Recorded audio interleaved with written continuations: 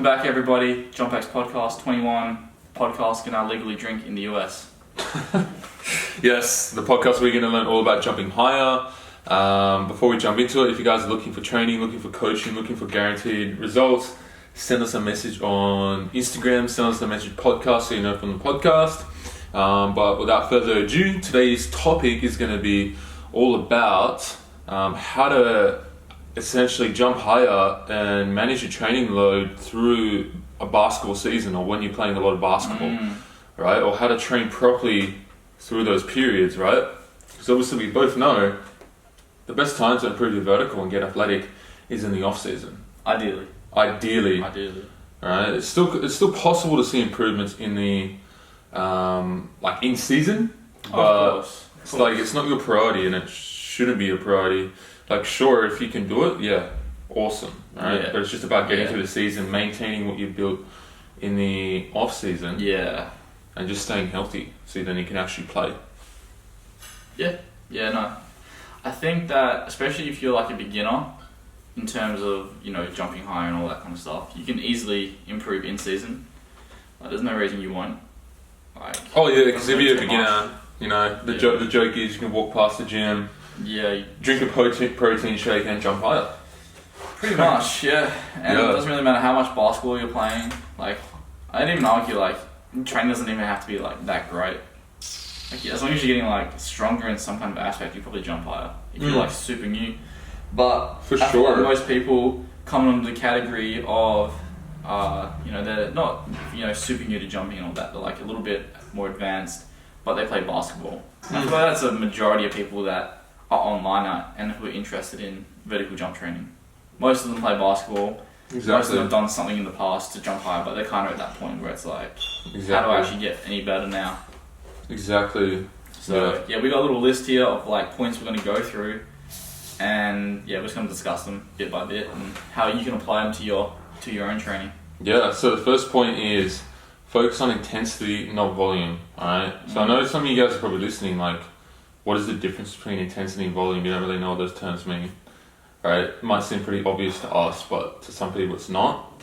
So intensity is like the loads you're lifting. Yes. For the most part. Yeah. Right?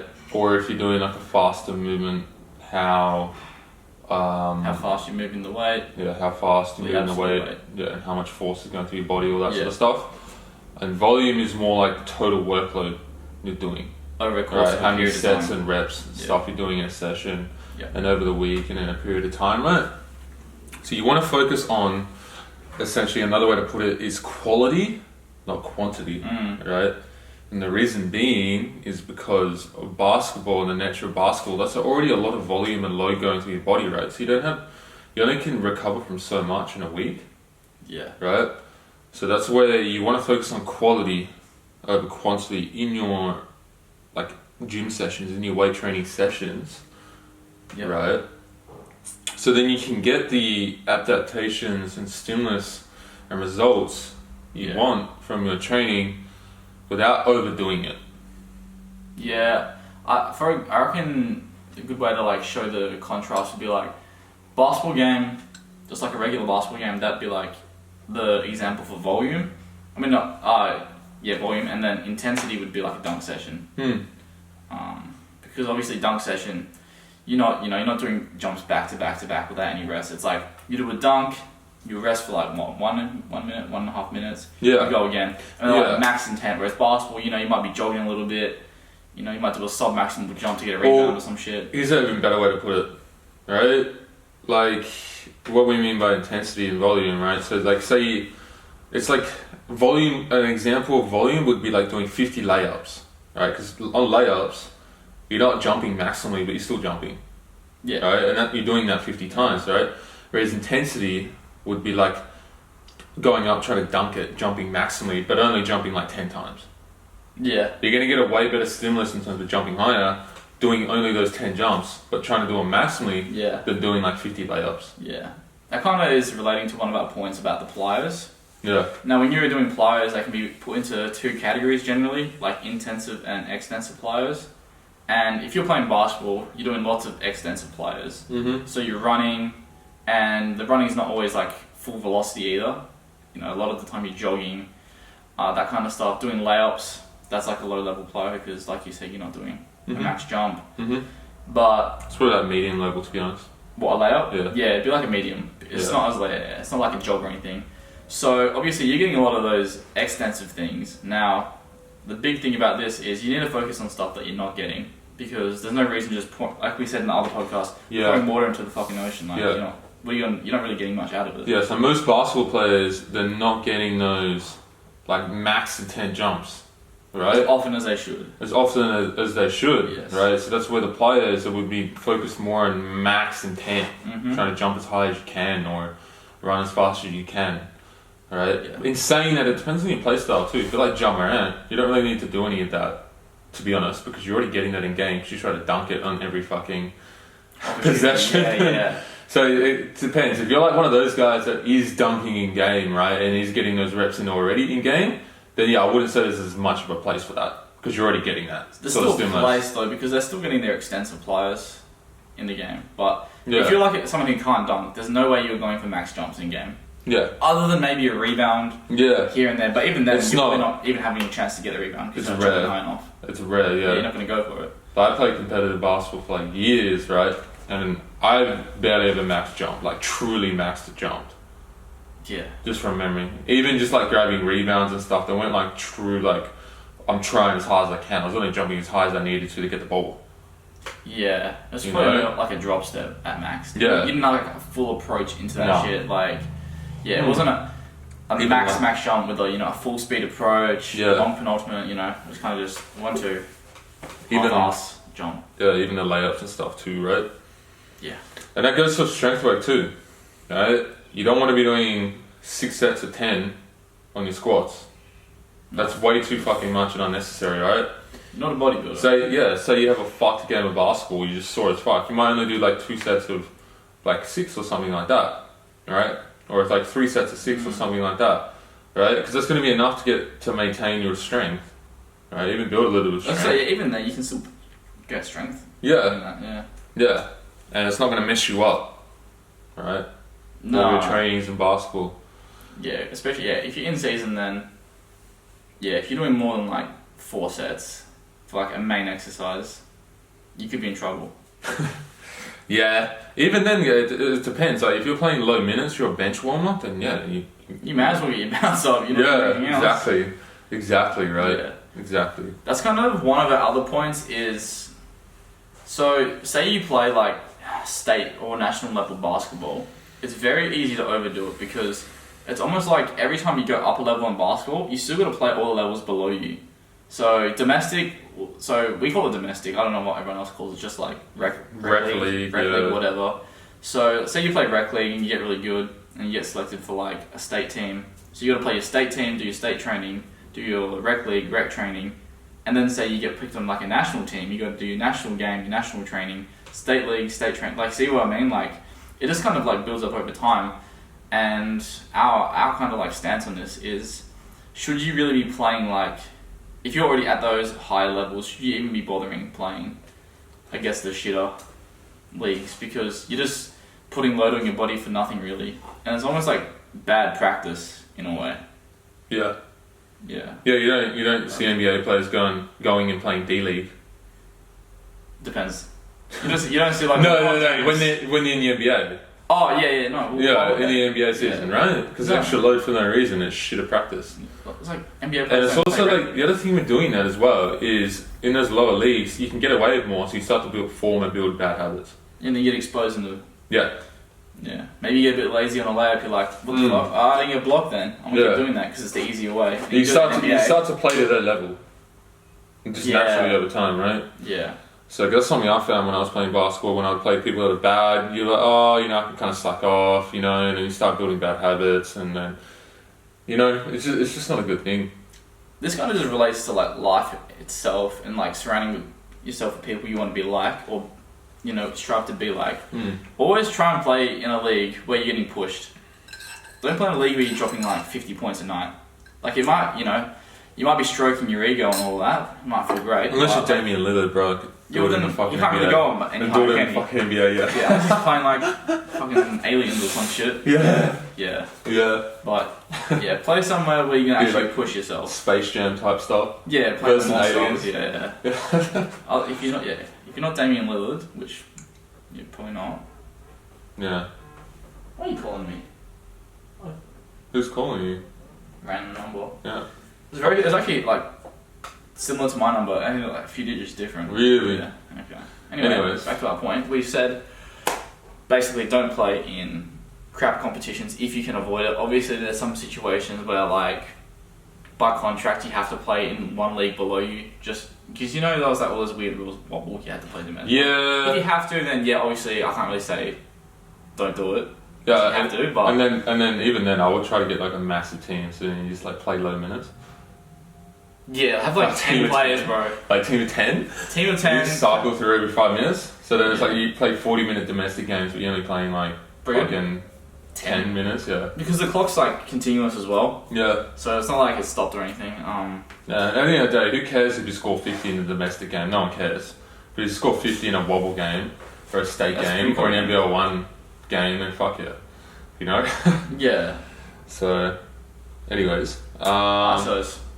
Isometrics, yes. ISOs are very important. Well, we'll define isometrics for people who are new here or don't really know what they are. Mm-hmm. So in just general physiology terms, the isometrics is just holding a position for a certain amount of time, so the muscle's not lengthening or shortening.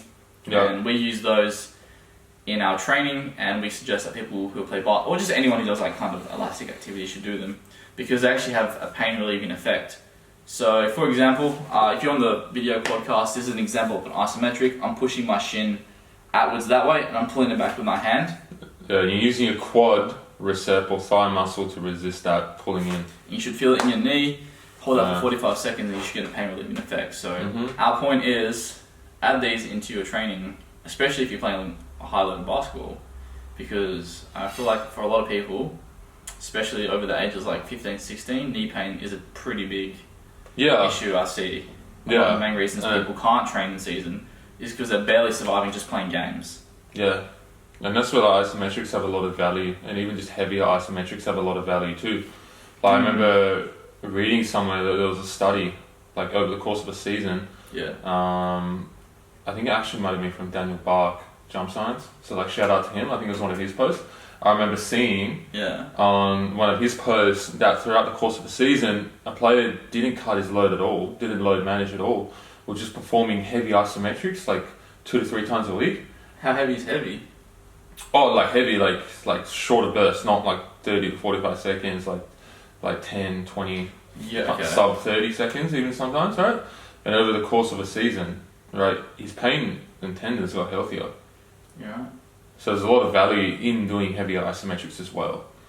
So alongside your like daily isometrics. That's actually really interesting. Yeah, it is very interesting. So you say he didn't deload or manage his load. Yeah. Sounds like hack. Yeah, but also like another very interesting thing as well, something I've learnt with Achilles, right?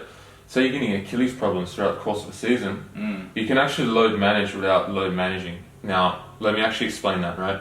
So it's through the use of improving your biomechanics, right? So, okay. Right? Okay. So you're reducing the load on your Achilles by improving the mobility of your foot, right? Because if your foot is stiff and not functioning properly, it's going to be overloading your Achilles. But if you actually teach your foot to function properly and teach your heel bone to move properly and actually have some sort of mobility through your heel bone, then you're not going to compensate as much through your Achilles, in turn reducing the load on your Achilles, which in turn will improve your pain level. Yeah. Don't you have something similar to that where you have to pull the bone? No. It's like a weird foot movement. Oh, okay. I'll show you. I'll show you after this podcast. Yeah, or if you guys, if you don't care about looking funky, just run with straight legs. Just always keep your legs locked out. You won't load your knee.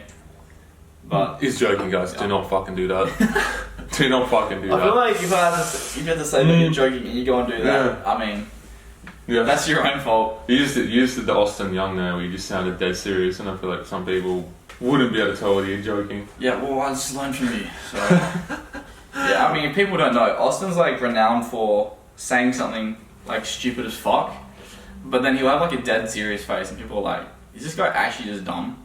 Like I remember when I first met you, you'd say some like outrageous thing about training. I'm like, does he actually think this is true? But then I realized over time that bro was actually just joking.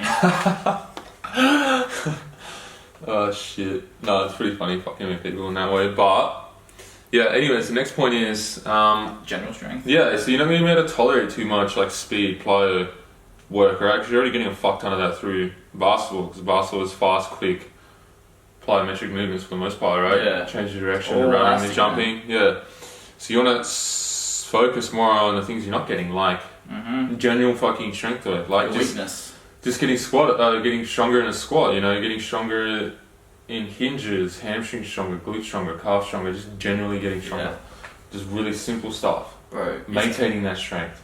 Is it even? Yeah, it's actually so crazy. Like, I'd argue like, if you had 100 basketball players and none of them had done any strength and conditioning and they're playing basketball 2 times a week, if you just get their back squat stronger, I reckon 99% of them would jump higher.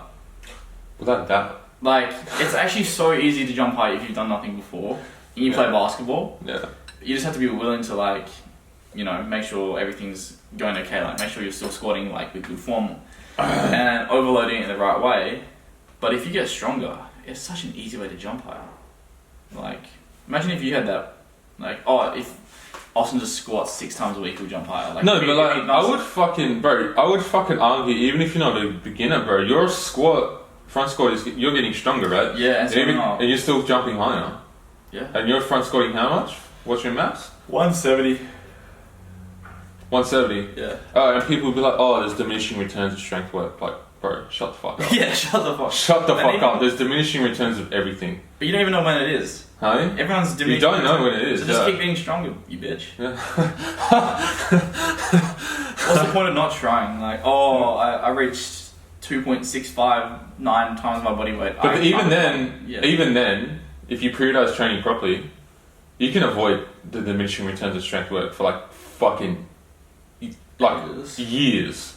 Yeah. Years, like 5 years, 10 years down the track, you can avoid it. Yeah, it's going to slow down a fuck ton, but if you periodize shit properly. But actually, I did want to mention something about general strength and like getting your lift in.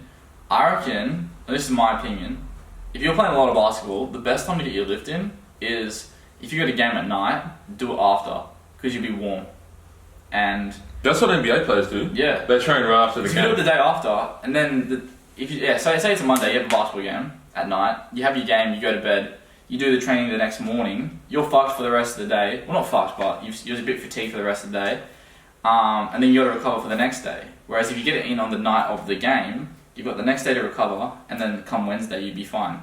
Whereas if you did it on Tuesday, you wouldn't be fine Wednesday, if that makes sense. You know, that's another topic, right? So this is something I learnt off Corey, how do you even say his last name? Slashinger? Well, Schlesinger, yes. I'm definitely butchering his last name. Man. But he's the head S&C coach he was of the Suns. I think he still is. Like Phoenix Suns? Yeah, Phoenix Suns. I think he still is of the Suns. Yeah, I think he still is. But something he talked about is just keeping the high days high and the low days low. Yeah. So for example, if you've got a game day, if you can train right after your game, perfect. Yeah. Keep the high day, the high loading day, and then the next day completely off, just recovery. Yeah. Right? Instead of having your game day, high day, then the next day training, high day, you know what I mean? Or like a few like medium to high day. Yeah. That way you're going to burn out and get fucked up more quick. So that's a very valuable thing as well, and that's a big thing I learned off him, and I'm like, that's facts, and that's a good way to go about it if you can. But the problem is in Australia, most of the time your fucking games are at night, bro. You know, and it's like the NBA though. Huh? It's what the NBA games. Yeah. Okay. All right. So just fucking get it done, bro. I don't care. It's 12 p.m. at night. Fucking. You don't need to sleep. Just okay. This relates to the next point, the auto regulation. There are some times where you actually do just need to go to sleep because, you know, a lot of you guys are teenagers. Sleep is like important as. I mean, even if you're not a teenager, it's very important. So yeah, if you have a game at 11 and you've got a class the next day at 7 in the morning, go to bed.